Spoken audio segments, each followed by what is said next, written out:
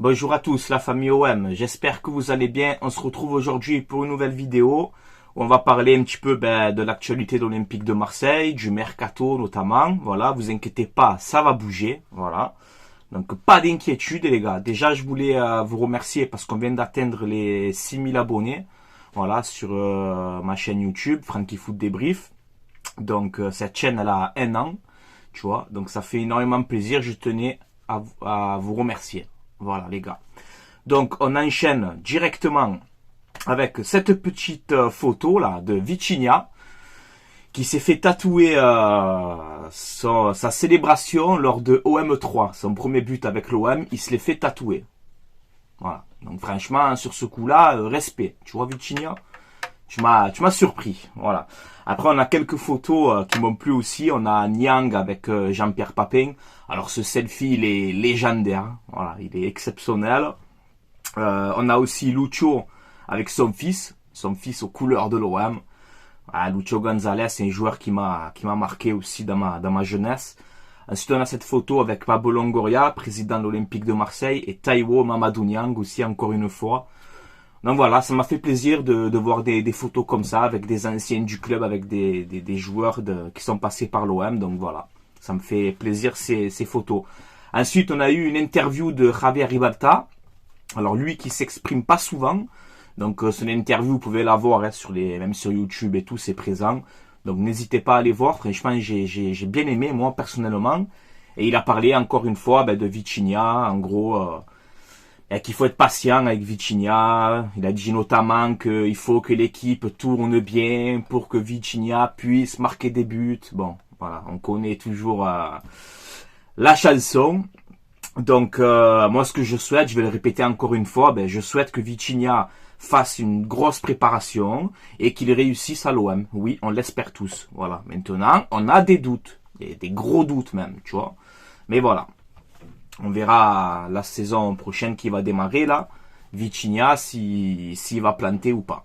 Ensuite, on a Unai, sa grave blessure la saison dernière, on voit que son pied c'est pas trop ça, il va falloir encore quelques semaines pour que son pied se remette bien. Donc vous inquiétez pas, il va travailler, etc. On nous dit qu'apparemment il faut qu'il y ait encore quelques semaines pour que le pied de Unai soit rétabli. Voilà. Donc force à toi Unai, fais ce qu'il faut et on aura besoin de toi la saison prochaine. Ensuite, on a Franck Macourt. Alors ça, j'ai pas trop compris. Un coup c'est vrai, un coup c'est pas vrai, j'ai rien compris. Mais on a Franck Macourt qui aurait rencontré donc l'état-major du club de l'OM et Marcelino. Voilà, pour faire connaissance avec le coach. Voilà ce qu'ils nous ont dit. Alors un coup nous dit il vient avec l'avion à la commanderie, après finalement non. Finalement non, il n'est pas venu, ils sont venus à Saint-Tropez, bon j'en sais rien, voilà, je sais pas. Mais en tout cas, Macourt aurait bien rencontré l'état-major du club et Marcelino, etc. Voilà. Ensuite, on a justement Xavi, légende du Barça, carrément. Un des meilleurs milieux de terrain que j'ai vu de ma vie aussi avec Iniesta, tu vois. Iniesta, Zidane, tu as compris, il y en a beaucoup. Mais Xavi aurait validé l'arrivée de Marcelino à l'OM. Voilà, il a dit que c'est un très bon coach pour l'OM, etc. Donc si quand même Xavi dit ça, c'est que... Oula, mon téléphone il est tombé, excusez-moi. Donc si Xavi dit ça, c'est que... c'est quand même encourageant pour l'OM, quoi. Tu vois ce que je veux te dire. Ensuite, on a Didier Deschamps qui a évoqué encore son affection pour l'OM. Il a fait une petite interview, je sais plus où. Mais voilà, il a évoqué son passage à l'OM en tant que joueur, puis en tant qu'entraîneur. Et il a dit en gros que l'OM, ça restera l'OM et c'est son club de cœur. Et voilà, donc ça fait plaisir aussi. Ensuite, on a le retour des internationaux. Alors, je pense que c'est demain, parce que c'est marqué dans l'article. Donc, les internationaux qui vont faire leur retour à l'entraînement avant de partir en stage, etc. C'est le 17 juillet qu'on part en Allemagne. Donc, on a besoin d'un groupe au complet. Donc, on a les internationaux qui font leur retour et peut-être aussi les futurs recrues. Voilà. Mais le mercato va s'accélérer cette semaine, je pense. Ensuite, qu'est-ce qu'on a? Les tours préliminaires de Ligue des Champions. Donc les barrages, tout ça, seront diffusés sur Canal+ et Canal+ Foot. Voilà, donc on sait la diffusion. Et en espérant que l'OM se qualifie, on a 2 tours à passer, hein, vous le savez les gars. Donc on n'y est pas encore en Ligue des Champions. Il faut passer ces 2 tours. Voilà. Ensuite, on a eu une triste nouvelle quand même, c'est Bernard Casoni. Voilà, ancien joueur de l'OM, etc. Bernard Casoni qui a été victime d'une embolie pulmonaire vendredi. Voilà, donc j'ai pas trop eu de nouvelles depuis. Mais en tout cas, voilà, force à toi Bernard Casoni. Tout Marseille est avec toi et on te soutient et on te donne de la force. Et en espérant que ça ira mieux pour toi. Voilà. Ensuite, qu'est-ce qu'on a? Alors ça a fait un petit peu débat aussi. Les JO 2024. On va voir les Jeux Olympiques 2024. Et il y a eu cette petite rumeur comme quoi on aurait mis Paris 2024 sur le Vélodrome. Parce qu'il y aura des matchs au Vélodrome. Donc vous inquiétez pas, c'est non. Voilà, il y a eu un communiqué, etc. qui est sorti comme quoi, voilà, c'est pas obligatoire de mettre Paris 2024 sur les stades. Apparemment, à ce que c'est sorti là. Donc il n'y aura pas de Paris 2024 sur le Vélodrome. Ça peut se comprendre. Les Parisiens, mettez-vous à notre place. C'est comme si vous, au Parc des Princes, c'est marqué Marseille 2024. Vous pouvez pas accepter ça quand même. Ben nous c'est la même, tu vois. Donc c'est normal, c'est tout à fait normal. On en vient quand même à ce petit traître de Lucas Hernandez. Parce qu'on m'a beaucoup dit, Francky, est-ce que tu vas en parler? Bien sûr, je vais en parler. Ben oui, je vais en parler de Lucas Hernandez. Recrue du Paris Saint-Germain. Voilà, donc il a signé au PSG. Un mec qui en 5 ans a moins joué de matchs que Verratti et Neymar. Quand même, ça fait 2 fois le téléphone me casse les webs un peu là. Faire que tomber. Putain, je parle de Lucas Hernandez, je fais tout tomber. C'est grave. Donc Lucas Hernandez au Paris Saint-Germain, écoute, je m'en fous, premièrement, tu vois. C'est plus honte pour lui. Il y a une différence quand tu es Marseillais et que tu vas jouer au Paris Saint-Germain. Pour moi, tu es dans la liste rouge, tu es dans la liste des traîtres. Donc pour moi, de ma génération, tu vois, il y en a 3 de traîtres qui est dans cette liste rouge, tu vois. On a Christophe Galtier. Donc pour moi, ça y est, je veux plus rien entendre de toi. Continue ta vie, sois heureux, mais je veux plus rien savoir de toi. On a Benjamin Stambouli. Rappelez-vous, Stambouli, Marseillais, qui signe au Paris Saint-Germain, c'est terminé. Liste noire. Et on a le 3e dans la maison des secrets qui fait sa rentrée dans cette maison, dans cette liste noire, c'est Lucas Hernandez. Parce que tu es fort en communication, mon petit Lucas. Hein. Ah, tu es très très fort. Hein. Ça me fait délirer, ça. Dans la présentation, la journaliste, là, elle lui dit, bon, je vais être obligé de vous la poser, hein, Marseille ou Paris, je sais pas quoi, tu vois, je sais pas qu'est-ce qu'elle lui dit, là. Et lui, il fait, ici c'est Paris. Comme s'il allait répondre, je suis supporter de l'OM. Ah, vous êtes trop fort. Oh, Lucas Hernandez, tu es trop fort. Ah, tu es très très bon. Mais tu es un incroyable mytho aussi. Tu es un incroyable mytho, hein. Moi, supporter de l'OM, en tant que Marseillais, c'est impossible d'aller au Paris Saint-Germain. Jouer à Paris, ça sera difficile. Oh, bien sûr. Hein. Tiens, hein, mon œil. Hein. En tout cas, tout ce que je peux te dire, mon petit Lucas, c'est que on va bien t'accueillir au Vélodrome, tu vois. Les traîtres comme toi, ben, on n'aime pas trop ça chez nous, tu vois. Donc, on va bien t'accueillir comme il se doit, tu vois. Et ne me fais pas le coup. J'ai eu la hygiène. Je suis pas là pour le classico parce qu'on les connaît ces vices, hein, Lucas. Voilà. Tu veux faire le traître, tu assumes. Voilà, t'inquiète pas, on va pas te casser une jambe. Hein. N'a pas peur, tu vois. Mais tu vas être bien sifflé et tu vas comprendre. Hein. Tu vas bien comprendre. Voilà. Les Parisiens, encore une fois, mettez-vous à notre place. Voilà. C'est comme si demain, tu as, je sais pas moi, votre petit Zahir Emery là, il signe à l'OM. Hein. Tu le prends comment? Un pur Parisien, tu vois. Tu le prends comment s'il signe chez nous? Je le prends mal. Mais nous, c'est pareil, tu vois. Pour moi, un Marseillais pur de naissance ne doit pas jouer au Paris Saint-Germain. Je sais pas. Pour moi, c'est logique, voilà. Après, on n'est pas tous pareils, on n'a pas tous les mêmes valeurs, malheureusement. C'est comme ça. Il faut de tout pour faire un monde. En tout cas, bon, ben, continue bien ta carrière et on se donne rendez-vous au Vélodrome. Ensuite, ouais, je vais faire court. Je vais pas me prendre la tête avec ça. Oula, j'ai d'autres choses à faire, tu vois. Mais il est fort. Très très fort, Lucas Hernandez dans la communication. Tu es très fort, tu es très malin, très très malin. Mais c'est pas au vieux sage qu'on apprend à faire la grimace, comme on dit. Hein? Ces vieux dictons là. Voilà, ben c'est vrai là, tu vois, pour le coup. On en vient au mercato, ne vous inquiétez pas. Le mercato va s'accélérer cette semaine. Voilà, je pense qu'on aura des recrues cette semaine. Vous le savez qu'on part en stage le 17 juillet. Donc on aimerait bien, avant de partir en stage en Allemagne le 17 juillet, avoir au moins 3 ou 4 recrues. Pour cette cohésion de groupe, pour cette préparation, lors de ce stage qui va être très important, tu vois. Donc il faudra enchaîner les recrues cette semaine, au moins 3 minimum. Tu vois, au moins 3 recrues minimum, notamment des latéraux, pour que Marcelino commence à travailler son système de jeu. On est d'accord. Donc là, voilà, on nous dit le mercato devrait s'accélérer cette semaine. Et à noter que l'année dernière, pendant le mercato, au mois de juillet, on a fait 5 recrues. Donc on voit que l'OM est très actif sur le marché des transferts au mois de juillet. Est-ce que ça va être le cas lors de ce mercato? Je vous dis que oui. Voilà, je vous le dis clairement. Ensuite, l'OM n'envisage aucun départ prématuré, à moins d'une grosse offre, tu vois.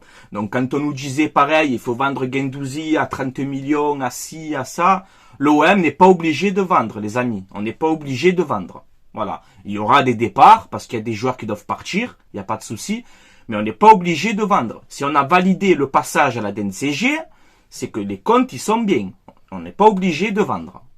Voilà. Et personnellement, un milieu de terrain, si c'est un 4-4-2, un Guendouzi Kondogbia au milieu de terrain, tu vois, un Guendouzi revanchard, avec Tudor, ça l'a pas fait, Tudor qui l'a complètement tué à Guendouzi. Là, un Marcelino qui te met Guendouzi en confiance et tout, un milieu à 2, Guendouzi Kondogbia, ça peut être très très beau aussi sur le papier, tu vois. Après, tu as du Verretou, du Rongier, du Unai, on a beaucoup de monde en milieu de terrain axial, voilà. Je pense que peut-être qu'il va falloir un départ, je sais pas. Mais on n'est pas obligé de vendre. Voilà. Que ce soit clair et net. Clair et net. Luis Enrique, une rencontre, normalement, va avoir lieu entre les dirigeants de Botafogo et l'Olympique de Marseille. Luis Enrique qui se refait une santé là-bas au Brésil, il est très performant. Et, ben, en gros, Botafogo veut le garder. Voilà. Donc, Luis Enrique, je pense que les négociations vont s'enchaîner. Et il va quitter l'Olympique de Marseille. Iliman Ndiaye, on y vient, Iliman Ndiaye, cette petite déclaration. Donc vous le savez, Iliman Ndiaye, joueur offensif de Sheffield, il peut jouer en pointe, il peut jouer sur les côtés, il peut jouer en 10. 14 buts, 10 passes décisives, je crois, cette saison avec Sheffield. Il est en pré-formation à l'Olympique de Marseille. Il a refusé le PSG pour venir à l'OM dans cette pré-formation. Voilà, il déclare son amour, il a vraiment envie de venir à l'Olympique de Marseille et j'espère qu'on va le recruter, tu vois. International sénégalais. Il a fait cette déclaration, voilà, je suis fan de l'OM, je rêve de retourner là-bas et d'exploser et pourquoi pas devenir une légende de ce club. Faire une carrière à la Maldini, je sais pas qu'est-ce qu'il a dit, mais il est vraiment chaud le petit. Il a vraiment envie de venir, il est chaud bouillant, tu vois. Et j'espère que l'OM va foncer dessus. Voilà, notamment cette semaine. J'aimerais bien, tu vois. Surtout que Iliman Ndiaye aurait refusé une offre d'Everton. Pourtant, c'est la preuve. Non, Everton, je crois qu'ils sont descendus, je sais même plus. Je crois qu'ils sont descendus, Everton, si je dis pas de conneries. Ou ils sont restés, je sais même plus. Dites-moi en commentaire, je me suis perdu là. Mais il a refusé une offre d'Everton, tu vois. Ça veut dire vraiment qu'il a vraiment envie de venir à l'Olympique de Marseille. Donc, allez Pablo, allez l'OM, allez Rivalta, on y va. Courage à demain. Et on me finalise ce petit Iliman Ndiaye, tu vois. Parce qu'on a envie de le voir sous nos couleurs. C'est son destin à ce petit. C'est son destin. Il doit jouer chez nous. Voilà, il doit jouer chez nous. Ensuite, on voit que l'OM veut recruter 2 latérales gauche. Parce que Jordan Amavi ne va pas rester à l'Olympique de Marseille. Et comme je vous ai dit précédemment dans mes vidéos, pour moi, l'OM va recruter 3 latéraux. C'est-à-dire un arrière droit pour concurrencer Jonathan Klaus et 2 arrières gauche. Donc, il y aura 3 latéraux qui vont signer à l'OM. C'est obligé. C'est une obligation. Surtout si tu joues à 4 derrière. Tu dois avoir 2 arrières droits et 2 arrières gauche. C'est logique. Mais je fais confiance à la direction de l'OM pour ça. Longoria, c'est quelqu'un qui aime doubler les postes et tout. Donc, sur ça, je m'en fais pas. Pourquoi je vous dis ça? Parce que bon, à ma vie, ne rentre plus dans les plans de l'Olympique de Marseille. Pareil pour Lirola qui nous dit moi je suis pas pressé de partir. Ouais, mais nous on est pressé que tu partes, frérot, tu vois. Donc non, voilà, je sais qu'il y en a plein qui m'ont dit Francky, Lirola, Marcelino, Espagnol, est-ce qu'on peut le relancer? Il a une mauvaise hygiène de vie, les gars. Il a une mauvaise hygiène de vie. Voilà. Et c'est très dommage. C'est très dommage pour Lirola parce qu'on a tous aimé ce joueur. Notamment les 6 premiers mois qu'il fait et tout à l'Olympique de Marseille. Il avait vraiment de la qualité, Lirola. Mais aujourd'hui, pour moi, ça y est, c'est terminé. Voilà. Quand tu n'arrives pas à t'imposer à Elche, il y a un problème, tu vois. Donc, tu n'es pas pressé de partir, mais tu vas partir. Tu vois ce que je veux te dire? On doit franchir un palier, on doit franchir un cap. Tu n'as pas trop la tête au ballon, ben, tu n'as plus ta place chez nous, malheureusement. Mais force à toi et bonne chance pour le reste de ta carrière. Voilà. Ensuite, on a le petit jeune Elmaz. Elmaz, qu'on a recruté il y a un an et demi de ça, jeune pépite et tout, il va être prêté. Voilà, on n'a pas le club encore. Ça parle beaucoup de l'étranger. Elmaz, c'est pareil. C'est un joueur qui, à l'entraînement avec Alexis Sanchez, tout ça, a montré quelque chose, tu vois. Tudor, il a mis chaque fois remplaçant. Il a jamais fait jouer à ce petit. Et là, déjà, ben, sur le départ. Voilà. Ensuite, Ben Yedder. Ben Yedder, ça commence quand même à devenir un petit peu sérieux, cette histoire. Est-ce que ça va être le successeur ou pas d'Alexis Sanchez? Donc, on ne sait pas. On voit que Ben Yedder commence à se poser des questions, tu vois. Finalement, l'OM, ça peut peut-être l'intéresser. Bon, Ben Yedder, je te présente pas son profil, je pense que tu le connais. Passé par Toulouse, par Séville, par Monaco. C'est minimum 15 buts par saison depuis 2013 ou 2014, je sais pas. Donc, en termes de buteur, il n'y a rien à dire. Ben Yedder, c'est un vrai buteur. Voilà, c'est un vrai buteur. C'est 15 buts par saison minimum. De partout où il passe, Toulouse, Séville, Monaco. Il n'y a pas d'adaptation avec lui, il plante. Voilà. Surtout dans la surface. Dans la surface, c'est un tueur. C'est un tueur. On nous dit que si on joue à 2 pointes, Ben Yedder Sanchez ne serait pas compatible. Oui, ça peut se comprendre. 2 joueurs au petit gabarit, tu vois. Est-ce que c'est complémentaire? Je sais pas. Mais en tout cas, Ben Yedder, ça commence à être sérieux. On nous dit que ça peut poser problème par rapport au salaire. Alors, il touche 750 000 à Monaco, je crois. Donc, il a dit apparemment qu'il serait prêt à faire un effort financier. Donc, tu vois, s'il descend à 500, 600, je pense que l'OM, ils peuvent le prendre. Voilà. Tu as donné 600 à Kondogbia. Donc, tu peux payer Ben Yedder. On va parler de Sanchez après. Hein. L'OM piste aussi Ernest Nouma. Voilà, c'est un buteur de 19 ans qui joue, je crois, au Danemark, à Nordjylland. Je sais pas si c'est comme ça que ça se prononce. 30 matchs la saison passée, 12 buts marqués. Voilà, il a 19 ans, il peut jouer attaquant de pointe, milieu gauche et milieu droit. Donc il peut jouer aussi dans les ailes. À surveiller cette piste-là. Ensuite, on a Valentin Gendré. Voilà, c'est un arrière droit français de 23 ans qui évolue en Serie A à Lecce. L'OM le suivrait apparemment aussi. Donc à voir un petit peu. Il y a Lille, Rennes aussi dessus, il me semble. Ensuite, au poste d'arrière gauche, on a Renan Lodji. Arrière-gauche de l'Atlético Madrid, brésilien, 25 ans, qui était prêté par l'Atlético à Nottingham Forest la saison dernière en Premier League. Là, il retourne à l'Atlético. Apparemment, on lui fait pas confiance, on veut s'en séparer. On parle au début que l'OM aurait fait une offre de prêt. Là, on nous dit finalement, non, l'OM a proposé 10 millions d'euros. Maintenant, on nous dit que l'Atlético veut 20 millions. Donc voilà, ça c'est le jeu des négociations. Où est la vérité? Je ne sais pas. En tout cas, Renan Lodji, ça serait peut-être un bon coup pour l'Olympique de Marseille, mais vous le savez, moi, en arrière-gauche, j'espère tout le temps, tous les jours que cette rumeur va sortir, mais c'est Borna Sosa. Je le dis encore une fois, je le répète, je suis très insistant, mais Borna Sosa, l'arrière-gauche de Stuttgart, international croate de 25 ans, j'adore ce joueur, il me plaît beaucoup. Si l'OM peut s'intéresser, ça peut être intéressant. En bon plan, on a aussi Thomas Lemar. Thomas Lemar, joueur français, Atlético Madrid, il n'est pas cramé, il a 27 ans, il a fait quasiment plus de 20 matchs la saison dernière avec l'Atlético. Il y a 2 ans, il y a 3 ans en arrière, c'est pareil, avec l'Atlético, il jouait. Un joueur qui connaît la Ligue 1, passé par Caen, passé par Monaco, champion de France avec Monaco en 2017. L'Atlético l'avait acheté, je crois, 70 millions d'euros à l'époque. Là, voilà, on voit qu'il est sur le départ, on entend Fenerbahçe, etc. Pareil, tu vois, alors il a un gros salaire, Thomas Lemar. C'est entre 700 et 800 000 euros par mois. C'est un gros salaire. S'il veut faire pareil, un effort financier. Mais Thomas Lemar, moi, je valide à l'OM, les gars. Il connaît la Ligue 1, il parle français, il peut jouer à plusieurs postes. Il peut jouer, même des fois à l'Atlético, je l'ai vu en piston gauche. Il peut jouer milieu gauche. Il peut jouer milieu droit.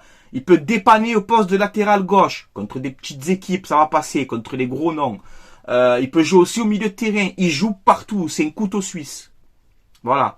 Donc de voir Thomas Lemar peut-être signer à Fenerbahçe ou je sais pas, l'OM devrait tenter le coup aussi à se renseigner, tu vois. Ça peut être un bon coup pour l'Olympique de Marseille. Ensuite, Alexis Sanchez, qui figure, alors comme vous savez dans l'effectif de l'Olympique de Marseille, saison 2023-2024, Alexis Sanchez figure parmi l'effectif, voilà, actuel. Donc, est-ce que c'est un bug? Est-ce que, je sais pas, alors qu'Alexis Sanchez n'est plus sous contrat à l'OM, il est plus là. Voilà, il y a des négociations en cours pour qu'il prolonge. Ça commence à faire long, Alexis Sanchez, pour moi, ça commence à faire long. Quand on dit cette expression-là, plus c'est long, plus c'est bon, là, je sais pas, tu vois, franchement, je sais pas. Est-ce que tu prolonges ou pas, Alexis Sanchez? On t'a fait l'offre. Maintenant, voilà, il va falloir que tu te décides. Voilà, parce que ça commence à nous rendre fous. Voilà, je te le dis. Tout Alexis Sanchez que tu es, tu vois. Le club, l'OM, passe avant n'importe quel joueur de la planète. Ok? Donc, si tu prolonges pas, faut que tu nous le dises, tu vois. Si tu as envie de rester dans un projet cohérent pour toi encore à ton âge et montrer que tu as encore envie de sensations et de gagner des choses, peut-être un titre ou je sais pas avec l'OM, ça serait beau, tu vois, pour ta fin de carrière. Il faut que tu nous dises maintenant je reste ou je m'en vais, tu vois. Voilà, parce que nous on ne veut pas des joueurs comme Mbappé ici, on n'en veut pas. Des petites starlettes qui se font désirer, on n'en veut pas chez nous. Voilà, on veut des guerriers, tu vois. Donc tiens guerrier, je le dis encore une fois, tout Marseille veut que tu restes, tout l'OM veut que tu restes. Tous les supporters de l'OM veulent que tu restes, mais prends ta décision maintenant. Parce qu'on a un mercato à continuer, et ça nous bloque, cette histoire. Alors, est-ce que ça bloque justement parce qu'il y a des négociations en cours et que ça va se faire, et qu'il va prolonger et tout le monde sera content, ou est-ce que c'est le contraire, on perd du temps et à la fin, on va faire comment, tu vois? Donc Sanchez, prends ta décision s'il te plaît. Quoi qu'il arrive, que tu restes ou que tu partes, je garderai un excellent souvenir de toi. Voilà. Comme on dit, tu pars à la tête haute, il n'y a pas de problème. Mais prends ta décision. Voilà. Et là, on a cet article encore qui sort, on en avait parlé, de cet attaquant il n'y a pas si longtemps que ça, Alexander Sorloth. Voilà, qui pourrait être le successeur aussi d'Alexis Sanchez. Tu peux avoir un duo Sorloth-Ben Yedder, ça peut être aussi pas mal devant. Alors Sorloth, il était prêté par Leipzig à la Real Sociedad. Il a fait une très très bonne saison à la Real Sociedad. Il a mis plus de 12 buts en Liga. Cette saison, il a 27 ans. C'est un international norvégien. 1m94, juste un truc comme ça. Très grand gabarit, gaucher, rapide pour sa taille. Gros pied gauche, grosse présence dans la surface. Ça peut être un bon coup Sorloth à l'Olympique de Marseille en prêt avec option d'achat. Ça peut être, pourquoi pas, intéressant. Voilà, les gars, il fait très très chaud. Je sais pas si vous voyez comme je transpire. J'en peux plus. Voilà, les gars, on a fait un petit peu le tour. Comme d'habitude, maintenant, c'est à vous de commenter tous ces actus. Vous me dites ce que vous en pensez en commentaire. Voilà, que tu sois supporter de n'importe quel club. Il n'y a pas de problème. On respecte les avis de tout le monde. Et encore une fois, je tenais à vous remercier. On a atteint les 6000 abonnés en un an. Voilà, donc ça fait énormément de plaisir. Un grand merci à vous. Voilà, la famille OM Frankie Foot s'agrandit doucement, mais sûrement, tu vois. Et ça me fait énormément de plaisir. Voilà, les gars. Allez, portez-vous bien. Passez une excellente soirée ou journée. Ça dépend à quelle heure tu regardes cette vidéo. Et restez à l'affût cette semaine parce que je pense qu'il va y avoir du mouvement dans le mercato. Je l'espère en tout cas. Allez, ciao la famille. Portez-vous bien. Allez l'OM. À la vie à la mort. Ciao, ciao tout le monde.